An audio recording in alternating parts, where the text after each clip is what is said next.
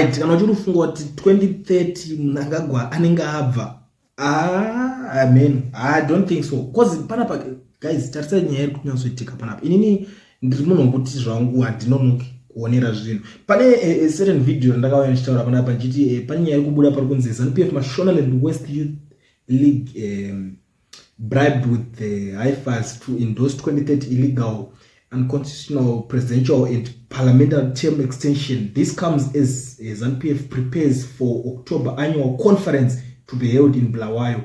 And ndikuzona ndakabva ndaone list revanhu vacho ainzi vari kuita se vari kupuwa zvima-IFAs zvimombezvi vachipuwa vachiita vari kuita. Now pane imwe manje yakubuda iko zvinezvi iri kutaurwa Nicky Mangwana Matabeleland South, because the Minister of State for Provincial Affairs and Devolution in Matabeleland South, Dr. Evelyn Love, handed over 70 IFAs to 70 youth of Shangan Ranch. Beneficiaries were drawn from Bulilima, Bedbridge, Gwanda, Matibo, Mangwe, Inziza, and Zwan. The cattle were donated by His Excellency President Emmerson Mnangagwa.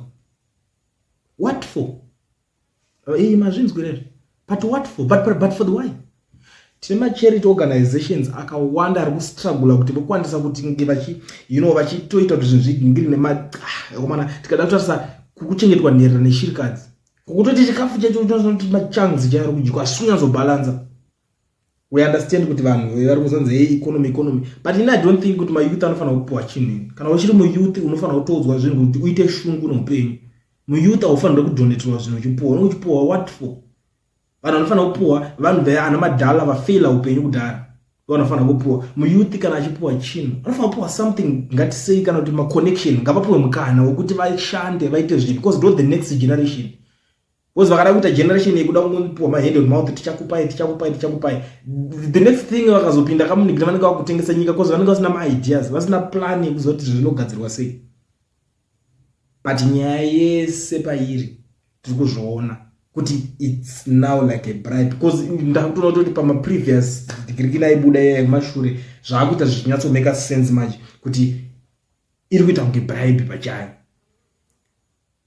Ngoti umwe munhu azadzikise zvaari kuda chete. Iwo imagine wapuwa mombe. What's next? Uchaita sei pazviri? Uchaita sei wapuwa mombe? Unenge wakungoti ngaaramba aripo. 2030 handi. Because the next thing chichapinda mupfungwa dzako ndechekuti mombe iyo ucharamba unayo. Ndakanzwa kuti vamwe vacho vekuMashonaland West vakadzitengesa kumabuchari necheap price. Anzwa namabuchari akaita party vachihodha. Because handi munhu inenge yake zangu mwana ngokutina ndadanga. What's next? Tengesa zvake. Kuti ayo ndoda capital yacho. Ukamutarisa panozoswera ari ndo mari dzimwe dzakuswera dzichidhakuiwa. Ngavatracewe vakatengesa vakatinza vakatengesa munhu mabuchas. Kana kuti alright pasina kunangana mazita kungonotarisa kuti mombe dzedzaofa muchiri nadzo here. Unoona kuti vasisina vacho nemari yacho havasisina futi. Wasting resources. Ndotoona kuti zvinhu zvakuwastwa hatisudai kuti ngonoewa ndoto vamwe ndizoti mazimanya kuti nditi zvinenge zvabva mumwe munhu here imari yake anenge avapa. Izvo so ukaona uchiri kubhiliva kuti politician mari yaanenge achishandisa ari kuriska mari wobva kuti mari yake ukaona uchiri kubhiliva izvozvo pfungwa dzako dzinenge dzichiri tori kumashure chaizvo. Now ndiri kuona mamwe maZimbabweans izvo zvekutaurwa nevanhu panapa. Ndimugona pane zvinhu zvekutaurwa nevanhu panapa vari kuti donating fine but what is critical is to create enabling environment for business to thrive and create much needed employment. Everything will fall into place. Because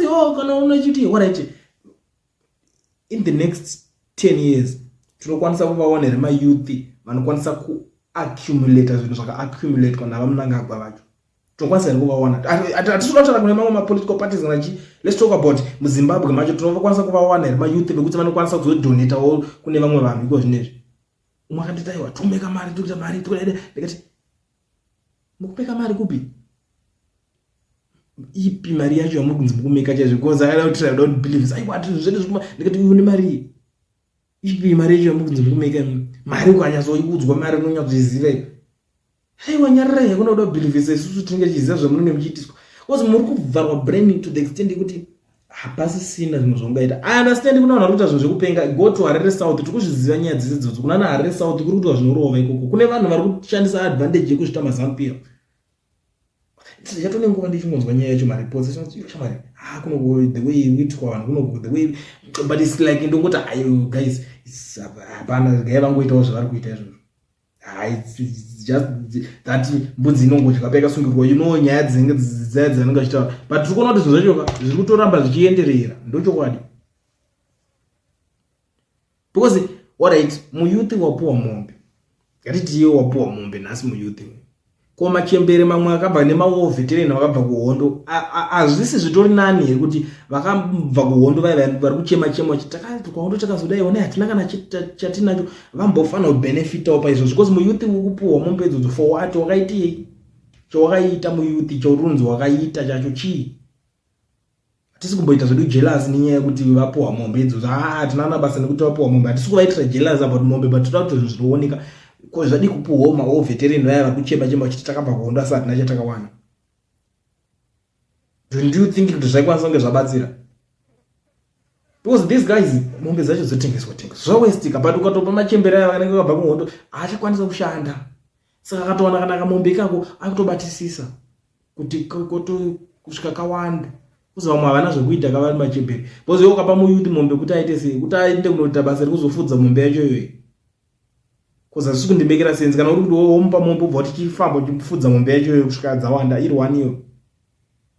Wandira zvimeke sense kana zvakadaro, kana zvizvozvi iriyo the way yavari kunzi vari kupurwa mombe idzodzo. But nyaya iripo yandiri kunyatsoona inini zvaakumeka sense pari kunzi yakutanga bribe yavari kupuwa vanhu ivava. Ndakuona manje sense yazvo yevanhu vanenge vachitaura kuti aiwa these people vari kubribe vanhu. Zvaakuoneka. Ende vanozviramba sei? Zvicharambika sei hawo? Aiwa imimi munenge muchingotaura zvinhu zvekuvavenga. Hapana, apa pasina kunzi kuvenga, idzo mombe dzapuwa idzo. Ende hapana kumboti kuti kurwadziwa, bosi atombodi zvinhu zvemahara. Ukatoona kuti ndipa nyemahara ndotobvunza kuti kondaitei uda kundipa zvinhu zvemahara. Ndozvatora tambire zvinhu zvemahara, bosi tichiziva kuti zvinhu izvozvo kune vanonida kunge vachipuwa zvinhu izvozvo. Kwete kungoti everyone uri muyuth vakomana kawo mari kuti this nonsense of handing over livestock, goat scheme, whatever, is so backwards. Build factories and let people have jobs and be able to buy their own goats. These heifers will die tomorrow of hunger because the beneficiaries won't afford to buy feeds for them. Exactly.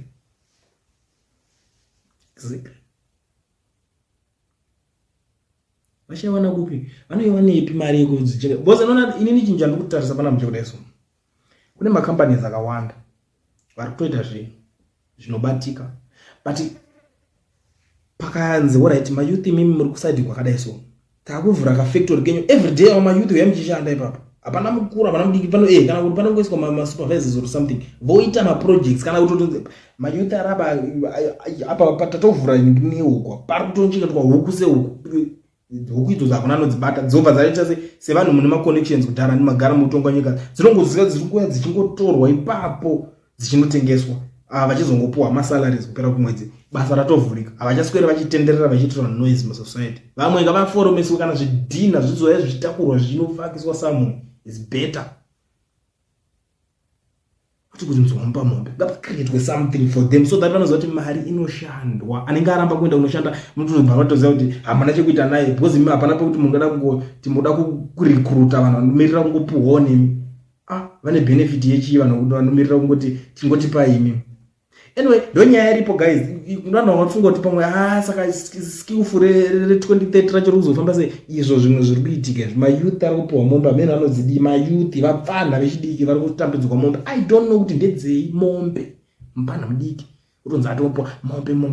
Vamwe vacho vari kunzi vakatodzitengesa kune rimwe side. Akajikira cause andanga sina plan. Hazive kuti mombe yacho inoitiswa sei. Zviri kutotoshamisa. Ave mambo here. Those strategy are skillful together. Ndakaona vamwe vachiiza vachiti ndakawanzwa mudha chete ndiyarongwa nevamwe ndo vari kutaura kuti 2030 ngavarambe varipo, ndozvekutaura mayouth, ndozvekutaura vanhu chichi.